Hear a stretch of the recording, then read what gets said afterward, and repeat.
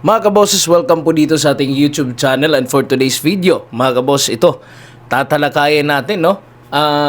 Dahil po ang Senado ngayon ay atat na po, mga kabosses, na i-impeach o simulan ang impeachment trial laban po kay Vice President Sara Duterte, mga kaboss. Imagine, no? Ang inihain po ngayon ni Senator Francis Tolentino, mga kaboses, na isang resolusyon, no? Proposed calendar po, mga kaboses, para po sa proceeding, no, ng impeachment trial laban po kay Vice President Sara Duterte. Ang nilagay po niya dito, gusto daw po niyang gawing 19-day lang ang impeachment trial versus kay Vice President Sara Duterte. Ibig sabihin, gusto nilang magdesisyon, no? Mga kaboses, agad-agad, no? Desisyonan agad si Vice President Sara Duterte. Now, ang pag-uusapan natin, mga kaboses, kung ang pagmamadali bang ito, mga kaboses, ay ito bang 19-day na impeachment trial laban po kay Vice President Sara Duterte na gustong gawin ni Senator Tolentino, mga kaboses, ay para nga ba ito sa mabilisang justice, no? Unang-una, mabilisang hustisya, o baka naman po upang madaliin ang pagpapatalsik kay Vice President Sara Duterte, no? Marami pong excited diyan, mga kaboses. Hindi lang po si Senator Francis Tolentino, no? Marami po ang gustong ituloy ang impeachment at agad-agad pong gawin diyan po sa Senado, mga kaboses. Tuloy na tuloy naman ito talaga kasi nanumpa na po Senate President Chis Escudero, no, bilang judge, mga kaboses, no, sa impeachment trial.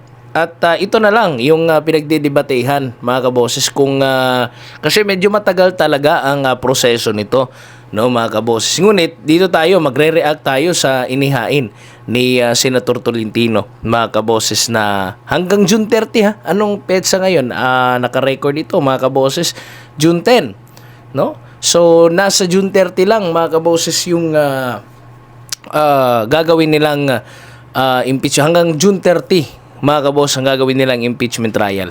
Ngayon po, ipe-present po natin ito pong dokumento, no? Ang isa pong resolusyon, mga kaboses, na resolution number 1367 na inintroduce si Senator Francis Tolentino. Ito po yung nilabas na po, mga kaboses, sa mga media.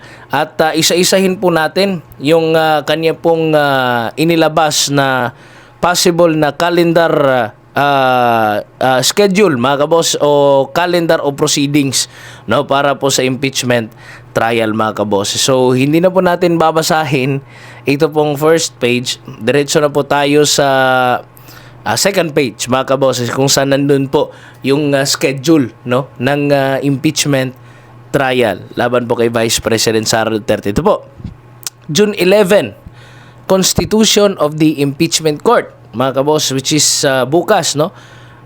June 11, no, gagawin itong Constitution of the Impeachment Court, mga kaboses.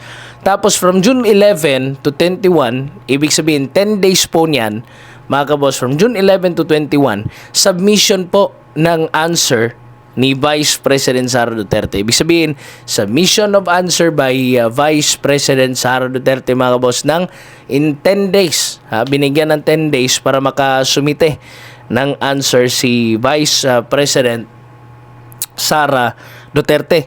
Tapos, continue na po yan, from June 11 to 21. Tapos, pagka June 22 po, ibig sabihin po nito, wala pong pahinga ang Senado, mga kaboses. Lalo na po sa Independence Day, wala pong holiday nila dito, wala pong Sunday, kasi counted po ito, 11 to 21, 10 days, counted po lahat ng araw, mga kaboses. Kasi nga, gusto nilang mabilis, gawing mas bilisan pa ang impeachment trial laban po kay Vice President Sara Duterte.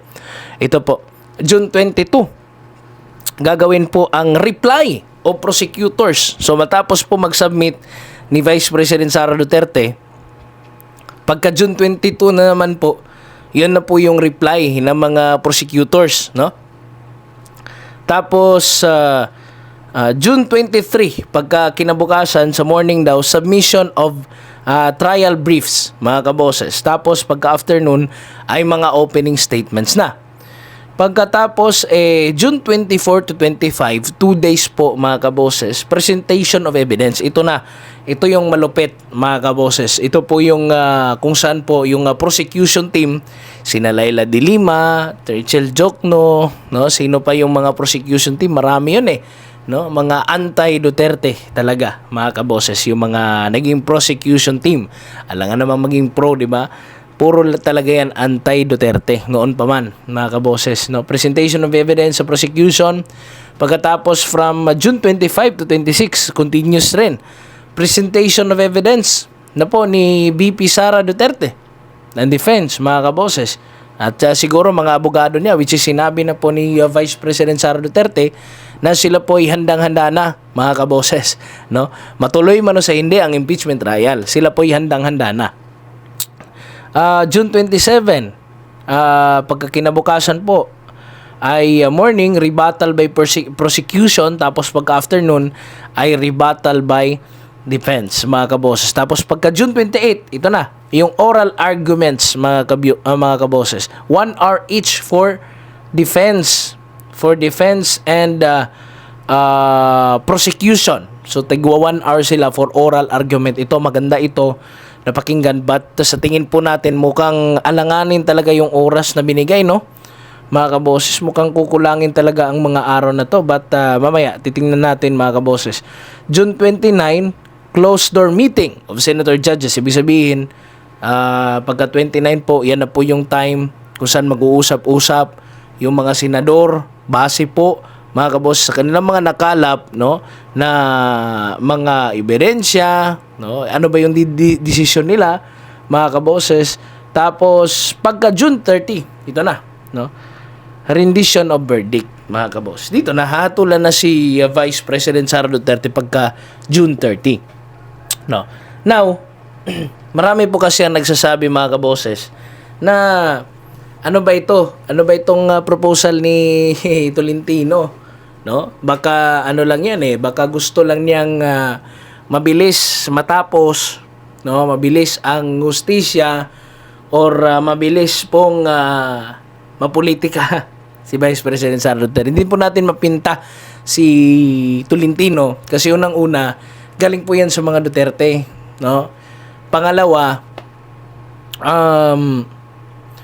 lumipat sa Alyansa para sa Bagong Pilipinas. Hindi po natin mapinta yung stand niya ngayon, mga kaboses, but isa lang pong nakikita rin natin dito sa akin lang, mga kaboses, parang nakukulangan po tayo, no? Sa oras, talagang ginigipit po nila, talaga pong pinilit po nila sa 19 day, kung ito po ay talagang susundin, mga kaboses, talaga pong kinumpres nila, no, yung mga araw, no, mga kaboses. Kung mabilis ang hustisya po ito, ay hindi po ako naniniwala, mga kaboses, kasi bakit? Ayaw rin, no, ng mga, ewan ko lang kung nagdadrama lang, lalo na po sila yung sa Anak Bayan, mga kaboses, no, hindi po nila matanggap na 19 days lang, mga kaboses. Sobrang bilis daw at mukhang kulang daw sila ng time sa pag-present po ng mga dokumento, ng mga ebidensya, mga kaboses, at gusto po nila mas mahaba pa po yung panahon na ibigay ng Senado para po talaga mapresentar ng maayos yung kanilang mga ebidensya. Now, kung gusto lang ni Francis Tolentino, parang kasi, parang for compliance na lang, mga kaboses, basta matuloy lang impeachment trial, no? Wala na silang pakialam sa oras, no, na kakainin ng impeachment trial, mga kaboses, basta matuloy lang ang impeachment. Basta mapag-usapan ng Senado, basta matrial lang si VP Sara Duterte. Yun na yung target nila, no? Isa yan sa nakikita natin. Kung gusto niya lang na mabilis ang hustisya, abay, natatakot tayo. Baka kasi madaliin nga, mga kaboses, na ang pagberdik kay VP Sara Duterte. At sa kabilang banda ay baka pwede rin mabilis, mga kaboses, yung Justice ni VP Sara Duterte, gusto nila madiliin na ma-acquit na para matigil ng gulo, para mga kaboses, mahilom na mga sugat at matahimik ng lahat, no, mga kaboses. So ganyan yang sa tingin natin. Kayo, ano ba sa tingin ninyo, mga kaboses? Kasi dalawa yung nakikita natin no, mga kaboses. Hindi talaga natin mapinta, but para sa akin, sobrang konti lang ng araw na binigay ang Senado, mga kaboses, at pinilit kasi nila, no, mga kaboses. So yung ganito, basta ang sa atin lang, mga kaboses, ay yung kampo ni Vice President Sara Duterte is always ready, no. Ano man ang ibigay nilang schedule, ready po si Vice President Sara Duterte. Kahit ano pong depensa ng kanya pong mga kalyado, ni Bato at ni Robin Padilla, hindi po tumabla, hindi po tinablan, mga kaboses, yung majority ng Senado. Tuloy pa rin ang impeachment trial, mga kaboses. So abangan po natin ang susunod pa na update na ito ng impeachment trial. So katanungan po natin ngayon, ang 19-day impeachment trial ba kay Vice President Sara Duterte, mga kaboses, ay para sa inyo, no? Ano ba ito? Madali ang hustisya o madali ang pampolitika, no? Pamumulitika, mga kaboses. Kayo po, comment po kayo sa baba at paki-subscribe, like and share po sa atin na pong napag-usapan ngayong araw, mga kaboses, at please subscribe, no? Kung gusto niyo po ang mga ganitong videos, no, political issues, mga kaboses, nangyayari sa ating bayan, no, at paki-click na rin ang notification bell para notified po kayo palagi sa ating mga uploads. God bless po sa inyong lahat, mga kaboses, at pray po natin si Vice President Sara Duterte, pray po natin ang bansang Pilipinas, sana matapos talaga ang gulo, no, sa ating gobyerno, mga kaboses. God bless po sa inyong lahat, and bye-bye.